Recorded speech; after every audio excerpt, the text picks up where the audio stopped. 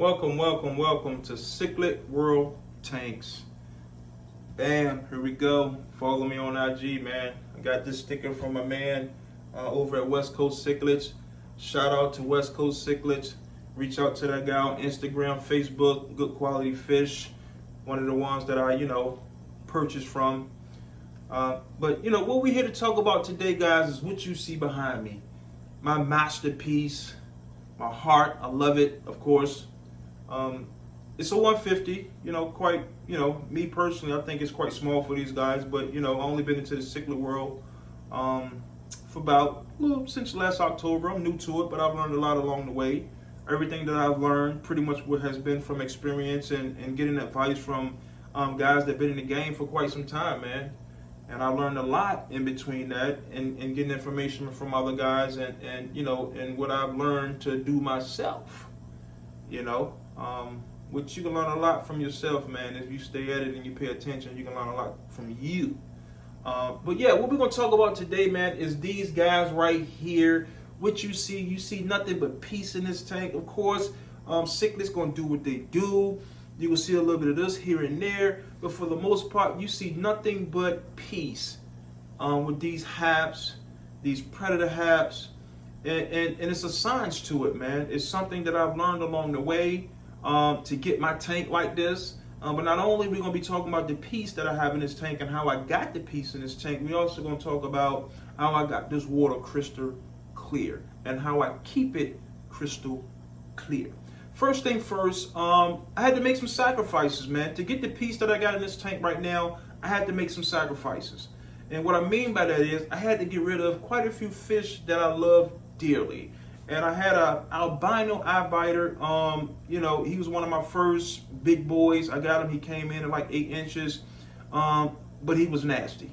I mean, he was just all out nasty, man. He was a bad boy. Throughout the course of the day, during the day in the morning, he had all the fish pinned to one side of the tank. I didn't like it. I put him in timeout 2 or 3 times. That didn't work. So what I had to do, I had to get rid of him. And I got rid of quite a few others as well. When these guys wasn't so big, I had, some peacocks in here with them that was full size, 6 inches. And the peacocks was giving these guys a hard time, and I had to get rid of them. I had quite a few peacocks in here. For me personally, I think, the peacocks can be nastier than these guys. I have a peacock set up in the back, and those guys are treacherous, man, compared to these guys. That's on my own personal opinion that peacocks are worse than the haps when it comes to attitude and chasing fish around and things of that sort. But that's what I had to sacrifice, man. I had to make a sacrifice and getting rid of the bad guys. Because we all know that, in the cichlid world, it ranks from if you got 20 fish in your tank, you got ranked from the number 1 fish, 2, 3, 4, 5, 6, 7, all the way down to, the 20th fish if you got 20 in your tank. And if the number 1 guy is, nasty, a butthole, chasing everybody else around, he gonna cause everybody else in the tank to do the same thing. The tank boss is the leader. Whatever the tank boss do, more than likely, from my experience, that's what everybody else gonna do. So what you gotta do, you gotta find a good tank boss. And as you can see here, I don't know if here we go, right here, my Champochromis, man. Got this guy last July. He came in at about 6 inches, no color at all. Thought he was a female at first. And here now, a few months later, what's that? January? Yeah, about 6 months or so. This guy has reached a max. Well, he's not maxed out, but pretty much right about 10, 11 inches. He probably got about 4 more inches to grow in here, especially when I get him in that 300 to 500 gallon. But he's the tank boss, man. He's very peaceful. He don't chase anybody around. He's not nipping at nobody. Now, he do keep order. I can say that. I think when he do get behind a fish, he's keeping order. But for the most part, he's a good guy. And due to the fact that, he's good, it causes everybody else to be good. So that's key. And what I've learned, my experience, it comes from a scientific book or anything like that. If I got it from a scientist, I got it from me. It's my experience. You'll learn a lot from you if you pay attention to you. And that's what I did. I paid attention to me and, and how I handled and dealt with my fish, man. And that's how I got a lot of what I got concerning these guys, man. And if you don't have the time, effort, and energy to put into these guys, more than likely you're not going to get what you see behind me here. You're not going to get the clear water. You're not going to get the peaceful fish. It can be time consuming, but if you don't have the time, effort, and put in it, you're not going to get this right here. This takes time, man. This takes studying. This takes learning. Sitting back at night, just sitting back watching your tank, seeing what's needed, who's what.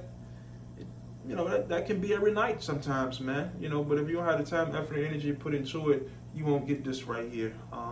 You have to put forth the effort to get what you have a desire for. But that's it with this, man. You got to find a good tank boss. Point blank, period. And how I keep this tank this clear.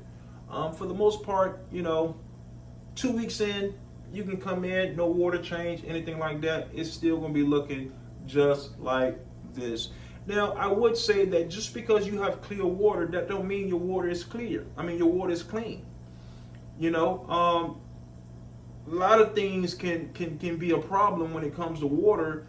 Just because it's, like I say, it's clear, that don't mean it's clean. I don't do too much testing it. I've tested it a lot in my early days. But once I seen a steady good levels of water quality, man, I just threw the testing out the window. Not unless I see my fish acting weird or strange or something like that, then that's when I test my water. But for the most part, I keep this water like this because I stay on top of my water changes.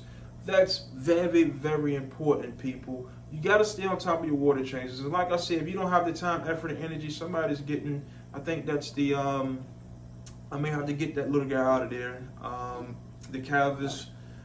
So for the most part, they've been doing pretty good in there. But, compared to these guys have got pretty big. And those guys grow super slow, the Calvises, which is from Lake Tanganyika. I got 2 of those guys in there, also with a a frontosa from Lake Tanganyika. They've been doing pretty good, but these guys have got to the point now they're huge, and the Calvises, being that they grow so slow, they get they can be a target at times. But back at it, I stay on top of my water changes, man. People, ladies, who's ever's watching, I stay on top of it. I do 2 50% water changes a week. And then if I can't do it, if I miss one, I do a 90% water change if I do miss one of those 50. And I got about a lot of backlash when I did a 90 gallon about a week ago, and I posted it doing a 90 gallon water change, 90% water change. And, I got chewed up about it. A lot of people, you're going to kill your fish, you don't know what you're doing, and things like that. So like I say, man, I've been doing a 90, since I've been pretty much having a tank, man. I didn't start off doing a 90, but of course, when you got a freshly set up tank, you can't afford to do a 90. You can't afford to do a 90. If you just cleaned out your filters, your sump, whatever type of filtration you got, your canister filter, if you just clean that out, you can't afford to do a big water change because you have to build back up your good bacteria. If you don't have enough good bacteria built up in your tank, you cannot afford to do a massive water change. Stay away from massive water change if you have a freshly set up tank, or if you just cleaned out your canister filter or your sump or whatever you have. Don't do it.